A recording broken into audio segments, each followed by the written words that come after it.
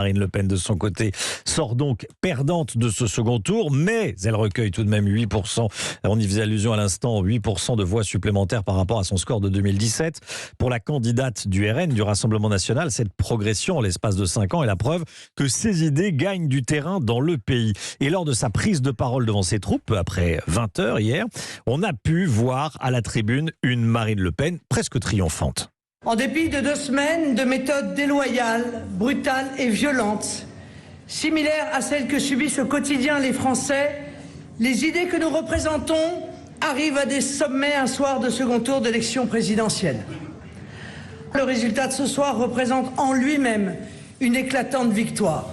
Voilà ce que disait Marine Le Pen hier soir au pavillon d'Armenonville à Paris où ses équipes étaient réunies pour suivre les résultats de l'élection. Et maintenant, que va faire Marine Le Pen? Va-t-elle reprendre la direction de son parti, le Rassemblement national? Rien n'est certain. Victor Chabert avec nous. Bonjour Victor. Bonjour Romain, bonjour à tous. En revanche, ce qui est certain, c'est qu'elle va mener la bataille des législatives. En effet Romain, et dès sa prise de parole à 20h12 précisément, elle a lancé cette bataille des législatives. C'est une façon pour elle de montrer qu'elle restera bien en place, d'évacuer l'idée qu'avec une troisième défaite, son avenir et celui du RN seraient compromis. En interne, la légitimité de Marine Le Pen est intacte.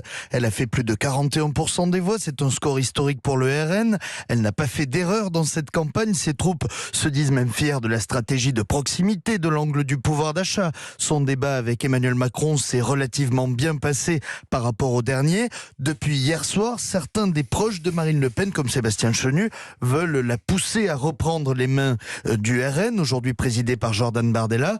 Marine Le Pen devrait se représenter aux législatives dans son fief d'Hénin-Beaumont. Cet après-midi, les instances du parti se réunissent, bureau exécutif puis bureau national. Objectif, analyser les résultats et trouver la meilleure stratégie pour avoir un maximum de députés les 12 et 19 juin prochains. Merci beaucoup Victor.